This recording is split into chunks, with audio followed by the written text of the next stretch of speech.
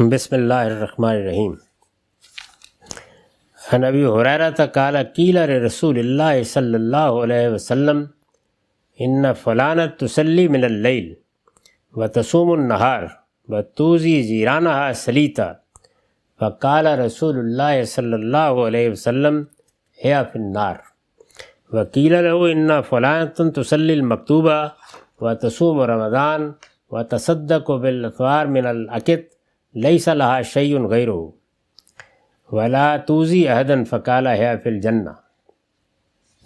یہ مسند اسحاق کی روایت ہے، 245 رقم۔ اس کا ترجمہ یہ ہے کہ ابو ہریرہ رضی اللہ عنہ سے مروی ہے کہ رسول اللہ صلی اللہ علیہ وسلم سے کہا گیا کہ فلاں عورت رات کو نماز پڑھتی اور دن میں روزہ رکھتی ہے مگر زبان دراز ہے۔ رات کو نماز پڑھتی اور دن میں روزہ رکھتی ہے، میں نے لکھا ہے یعنی عبادات میں بہت اشتغال ہے۔ اس کی تصویر یہ پیش کی گئی کہ ہر وقت عبادت میں رہتی ہے، صرف فرض نماز اور فرض روزوں پر اکتفا نہیں کرتی، ان کے ساتھ نوافل کا بھی اس قدر اہتمام ہے کہ ہر رات تہجد پڑھتی اور پورا سال روزے رکھتی، صائم الدہر ہے، یعنی عبادت کی انتہا ہے۔ اس میں عام تاثر یہ ہوتا ہے کہ جیسے کسی خاص خاتون کا ذکر کیا جا رہا ہے، وہ واقعے میں موجود ہے۔ یہ تمثیل کا اسلوب ہے، جیسے ہم بعض اوقات سوال پوچھتے ہیں اور یہ کہتے ہیں کہ اگر ایک آدمی یہ کرتا ہے، اگر ایک شخص نے یہ رویہ اختیار کیا ہے، تو اسی طرح سوال کیا گیا ہے۔ تو انہوں نے پوچھا ہے کہ رات کو نماز پڑھتی اور دن میں روزہ رکھتی ہے، یعنی قائم اللیل بھی ہے اور صائم النہار بھی ہے، مگر زبان دراز ہے، وہ اپنی زبان سے پڑوسیوں کو اذیت پہنچاتی ہے۔ آپ نے فرمایا دوزخ میں جائے گی، یعنی اس کی یہ عبادات اس کے کچھ بھی کام نہیں آئیں گی۔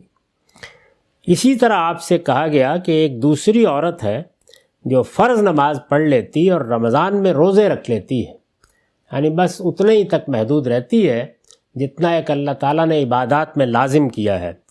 اسی طرح پنیر کے چند بڑے ٹکڑے صدقے بھی کر دیتی ہے، کبھی کبھی موقع ملتا ہے۔ اس کے علاوہ اس کے پاس خدا کے حضور میں پیش کرنے کے لیے کچھ نہیں ہے، یعنی عبادات میں بس یہی کچھ ہے جو وہ کرتی ہے، مگر وہ کسی کو تکلیف نہیں پہنچاتی۔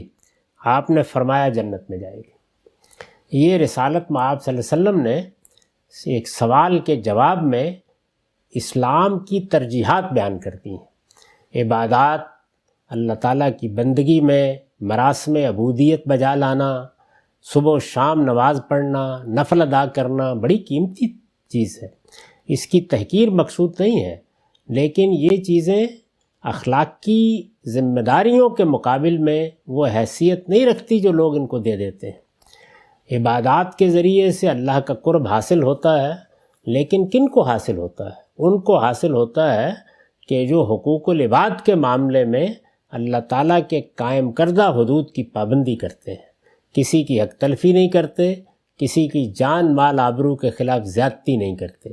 حق تلفی اور جان مال آبرو کے خلاف زیادتی یہ ان عبادات کی وجہ سے معاف نہیں ہوتے۔ نہ روزہ معافی کا سبب بنتا ہے، نہ حج معافی کا سبب بنتا ہے، نہ عمرے معافی کا سبب بنتے ہیں۔ لوگ عام طور پر جب یہ بات ہم بیان کرتے ہیں تو پوچھتے ہیں کہاں لکھا ہوا ہے؟ یہاں لکھا ہوا ہے۔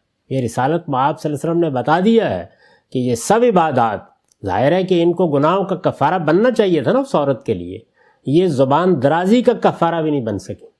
تو رسالت مآب صلی اللہ علیہ وسلم نے فرمایا نہیں، اس نے کسی کو قتل نہیں کر دیا، کسی کا مال نہیں لوٹ لیا، زبان درازی کرتی ہے پڑوسیوں کے ساتھ، یعنی سب و شتم ہے، گالی گلوچ ہے، اس پر بھی یہ ارشاد فرمایا کہ عبادات کام نہیں آئیں گی اور جہنم میں چلی جائے گی۔ اور دوسری عورت کے بارے میں یہ کہا کہ عبادات میں تو بس فرض عبادات تک ہی یا تھوڑا بہت انفاق کر لیتی ہے، وہ بھی پنیر کے 4 ٹکڑے، لیکن لوگ اس کی اذیتوں سے محفوظ ہیں۔ مطلب یہ ہے کہ اس کا رویہ اخلاقی لحاظ سے حق تلفی کا نہیں ہے، بغی کا نہیں ہے، سرکشی کا نہیں ہے، تو آپ نے فرمایا جنت میں جائے گی۔ میں نے لکھا اس سے اندازہ کیا جا سکتا ہے کہ اسلام میں اخلاق کی کیا اہمیت ہے، اور اگر کوئی شخص نماز روزے کے غیر معمولی اہتمام کے باوجود کسی کی حق تلفی کرتا یا اس کے جان و مال اور آبرو کے خلاف کوئی زیادتی کرتا ہے تو قیامت میں کس انجام سے دوچار ہو سکتا ہے؟ یعنی نہ نمازیں وہاں کام آئیں گی، نہ روزے وہاں کام آئیں گے اگر لوگوں کو اذیت دی ہے، ان کے حقوق تلف کیے ہیں۔ یہ بات سمجھ لینی چاہیے کہ جتنی بشارتیں بھی حدیثوں میں آتی ہیں کہ کسی نے عمرہ کیا، کسی نے روزے رکھے، وہ گناہوں سے پاک ہو جائے گا، ایک جمعے سے دوسرے جمعے تک، وہ سب کون سے گناہ ہوتے ہیں؟ وہ حقوق العباد سے متعلق نہیں ہوتے، وہ حقوق اللہ سے متعلق ہوتے ہیں۔ یعنی اللہ تعالیٰ کی بارگاہ میں جو غلطیاں کی ہیں، اللہ تعالیٰ کی عبادت میں کوئی کوتاہی کی ہے، یا جن چیزوں کا تعلق بندے اور خدا سے ہے، ان میں اگر کہیں کوئی کمزوری رہ گئی ہے تو وہ اللہ تعالیٰ عبادات سے معاف کرتے رہتے ہیں، اور بندے کے لیے تقرب کا ذریعہ بھی عبادات بنتی ہیں، اللہ تعالیٰ کے قریب ہونے کا، اس کی نعمتوں اور عنایتوں کا۔ لیکن اس کے ساتھ یہ لازم ہے کہ وہ کسی کی حق تلفی نہ کرے، کسی کی جان مال آبرو کے خلاف زیادتی نہ کرے۔ اگر یہ کیا ہے تو پھر عبادات کی اہمیت قیامت میں ختم ہو جائے گی۔ چنانچہ ہر مسلمان کو متنبہ رہنا چاہیے کہ وہ دوسروں کو اذیت پہنچا کر یا ناجائز طریقوں سے ان کا مال ہتھیا کر یا ان کو کوئی نقصان پہنچا کر اپنی نمازوں اور روزوں اور ہر سال کے حج و عمرہ سے اس کی تلافی نہیں کر سکتا۔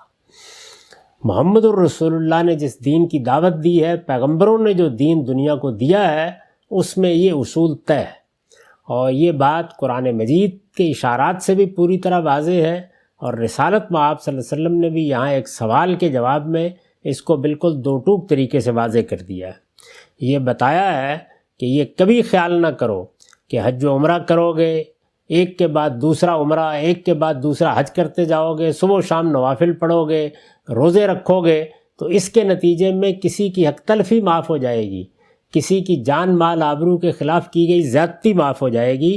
نہیں، ان میں سے کوئی چیز بھی کام نہیں آئے گی۔ یہ سب چیزیں ان کو کام آتی ہیں جو اس معاملے میں اپنا دامن صاف رکھتے ہیں، ان کے لیے پھر یہ بڑی تربیت کا اور بہت تقرب کا اور بہت اللہ کی نعمتوں اور عنایتوں کا ذریعہ بن جاتی ہیں۔ اس کے لیے ضروری ہے کہ وہ اپنے رویے کی اصلاح کرے، یعنی یہ لازم ہے جس سے جو لیا ہے اس کو واپس کرے اور اس سے معافی کا خواستگار ہو۔ یعنی اگر کوئی زیادتی کی ہے، جان کے خلاف کی ہے، مال کے خلاف کی ہے، آبرو کے خلاف کی ہے، تلافی کرے، اصلاح کرے اور معافی کا خواستگار ہو۔ اس سے کم کوئی چیز بھی اس کو جہنم سے بچا لینے کا باعث نہیں بن سکتی۔ یہ اگر غور کیجئے تو نہایت سنگین صورتحال ہے جسے رسول اللہ صلی اللہ علیہ وسلم نے اس دو ٹوک طریقے سے بیان کر دیا، بالکل واضح طریقے پر، کوئی ابہام نہیں رکھا رسول اللہ نے۔ جب جواب دیا صاف کہہ دیا ہے جنت میں جائے گی، وہ جہنم میں جائے گی۔ اس کے بعد بھی کوئی شخص اگر اس خوش فہمی میں مبتلا ہے کہ دوسروں کی حق تلفی اور ان کے جان و مال اور آبرو کے خلاف ہر تعدی یعنی زیادتی کے باوجود اس کی عبادات اس کے لیے نجات کا ذریعہ بن جائیں گی، تو اس کے حق میں دعائی کی جا سکتی ہے، یعنی یہ ممکن نہیں ہے۔ تو یہ اصول ہے جو بیان کر دیا ہے کہ اپنا دامن زیادتیوں سے پاک رکھیے، حق تلفیوں سے پاک رکھیے، کسی کے ساتھ بھلائی نہیں کر سکتے تو برائی نہ کریں۔ اس کے بعد آپ کی عبادات آپ کے لیے نافع بھی ہوتی ہیں، تقرب اللہ کا ذریعہ بھی بنتی ہیں، اور ان سے درجات بھی بلند ہوتے ہیں۔ لیکن اگر یہ نہیں ہے تو پھر یہ کام ہی نہیں آئیں گی، وہاں لوگ پکڑے جائیں گے۔ وآخر دعوانا الحمدللہ رب العالمین۔